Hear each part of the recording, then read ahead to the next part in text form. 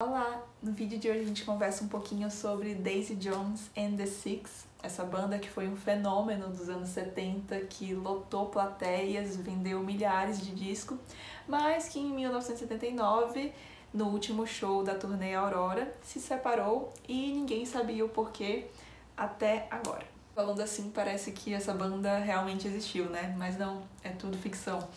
E quando eu ouvi falar desse livro, ainda não tinha estourado, né? Não tava esse hype todo.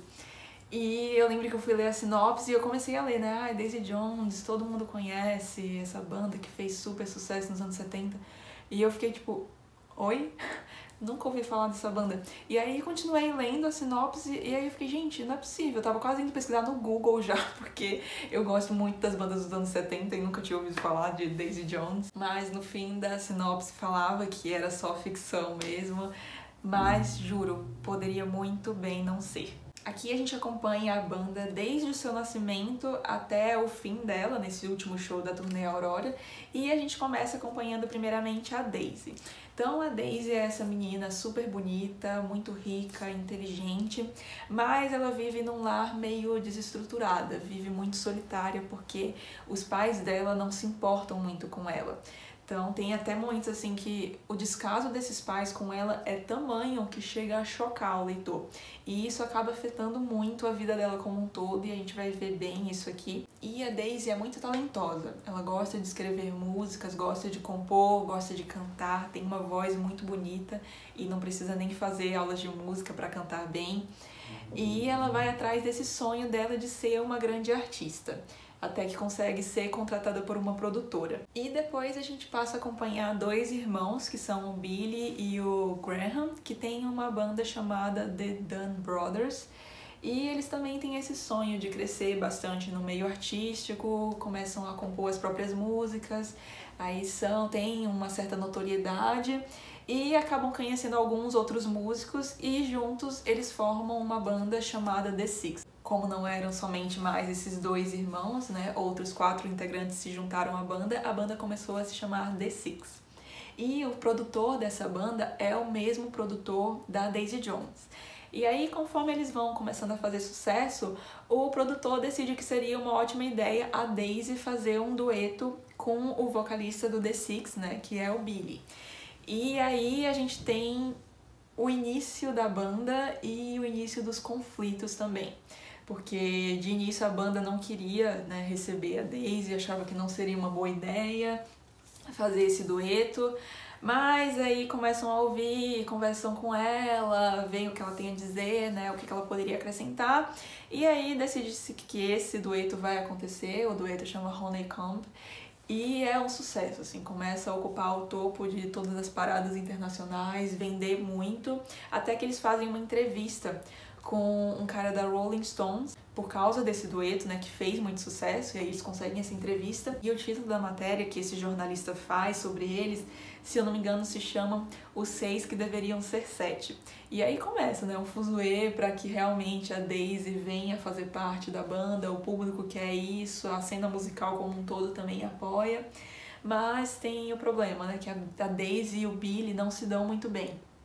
E o Billy é o vocalista da banda, né? Então acaba meio que sendo o líder da banda.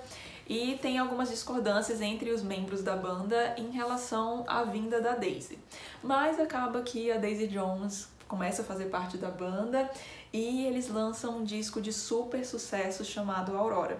Mas, como eu disse, essa banda, logo depois do fim dessa turnê, vem ao seu fim. E o que a gente tem aqui é basicamente os bastidores desse mundo, né, da cena do rock dos anos 70. E aqui a gente tem os integrantes contando a visão de cada um deles sobre os fatos que levaram ao fim dessa banda. Se eu não me engano, é por volta de 30, 40 anos depois que a banda acabou. Então é bom assim, porque eles já não se falam há um certo tempo, então ninguém tem papas na língua, falam a verdade mesmo. E uma coisa muito legal desse livro é que ele é contado sob a forma de documentário. Então, sabe aqueles documentários que eram bem comuns, assim, nos anos 70, 90, que eram as bandas, geralmente acontecia em alguma turnê, e aí tinha um entrevistador falando com os integrantes da banda e também com pessoas relacionadas. Então, por exemplo, marido, namorada, produtores, pessoas importantes ali do cenário musical. Então é isso que a gente tem aqui e foi o que me fez comprar esse livro, confesso, assim, porque eu gosto muito desse documentário, inclusive tenho o Metallica aqui até hoje que eu amo.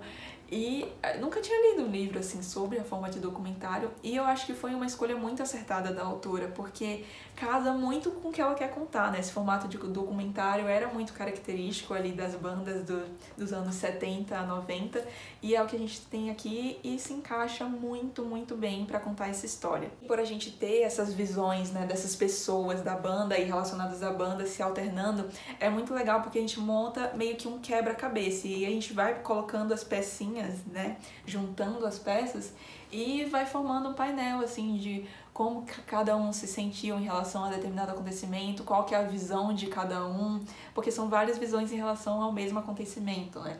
Então aí essas visões, quando a gente vai juntando tudo, chega no porquê que essa banda acabou e porquê que realmente não tinha como essa banda continuar a existir. Porque, pensa bem, se 2 pessoas já são suficientes para criar um conflito, imaginem 7 pessoas. E a reconstrução que a Taylor Jenkins Reid, que é a autora desse livro, faz dos anos 70 é muito, muito verossímil.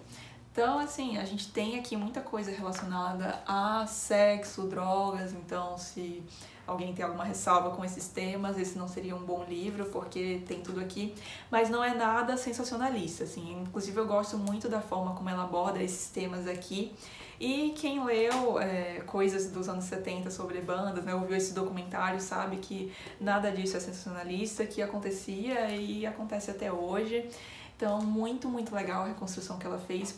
Sei lá, parece que essa banda realmente existiu mesmo. Outra coisa muito legal é que os personagens são muito bem construídos. Então, assim, você pega esse livro, pode até pensar que vai ser um livro meio bobinho, Sessão da Tarde, mas não, ela consegue construir muito bem esses personagens. Então, como eu disse, a Daisy tem esse problema com os pais, né, dela ter sido solitária a vida dela inteira. Então a gente vai ver como que isso tudo afeta a vida dela, as composições dela, a visão dela sobre a arte. O Billy também é uma pessoa que tem problemas em relação ao pai e isso passa muito aqui de uma maneira muito legal e muito sensível. Outra personagem que tem um conflito aqui bem grande é a Karen, que particularmente é a minha personagem favorita. Eu me apeguei muito a ela. Então, o conflito dela também é bem desenvolvido aqui. Os personagens principais acabam sendo a Daisy e o Billy, mas os outros também têm seu espaço, como, por exemplo, a mulher do Billy, né, a esposa dele, que é a Camila, que tem um espaço bem significativo aqui. E isso de a gente ver os conflitos internos desses personagens, né, saber das opiniões deles, ver a contradição deles, ver tanto o lado bom como o lado ruim, não tem mocinho nem vilão aqui, né? Ninguém é perfeito, faz com que o leitor não só se identifique muito com esses personagens, mas também se apegue muito. Então, essa cena do rock dos anos 70 super bem construída, mais os personagens bem construídos, torna quase impossível o leitor não querer dar uma googlada e ver se Daisy Jones and the Six realmente existiu. Aliás, ela faz um trabalho tão bem feito aqui nessa construção do cenário dos anos 70 e nessa busca de passar a ideia de que a banda realmente existiu, que a gente tem até aqui no fim do livro todas as letras do principal álbum da banda, né, que é o Aurora. Então tem todas as letras aqui. Bom, acho que já deu pra perceber, né, mas eu amei esse livro. Fazia muito tempo que eu não lia um livro mais levinho, assim, mais divertido, Sessão da Tarde, digamos. Mas eu amei esse aqui, juro, vale muito a pena. Se você tá procurando um livro mais descontraído, assim, você não precisa pensar tanto, esse aqui é uma ótima pedida. E eu sei que tá vindo uma série, né, baseada nesse livro a caminho, pela mesma produtora da Reese Witherspoon, que, amo ela. Quem não tá ligando o nome à pessoa, ela é a eterna Elle Woods, de Legalmente Loira, e o papel mais recente dela, se eu não me engano, foi em Big Little Lies, que ela também produziu, além de atuar, né, nessa série. Então acho que vem coisa boa por aí, já escolheram até os protagonistas, e eu tô muito curiosa pra ver como é que vai ser as músicas, né? porque aqui a gente tem todas as letras, então queria muito ver qual que é a melodia que vai ser, quais são as vozes que vão cantar essas músicas. E outra dica é que o pessoal fala que o audiobook desse livro é muito bom, que passa uma ideia ainda mais verossímil, né? Parece ainda mais real, porque cada personagem é narrado por uma pessoa diferente. Então parece que eles estão mesmo discutindo, sabe? Tendo essa troca, acho que deve ser bem legal.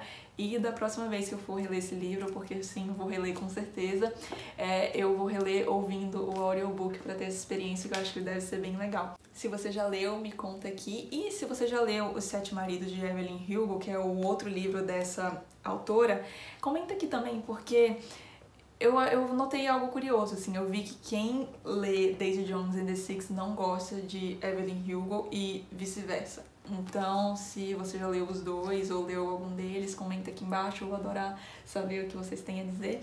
E se você gostou do vídeo, não esqueça de deixar um like e se inscrever no canal. Até o próximo vídeo, tchau!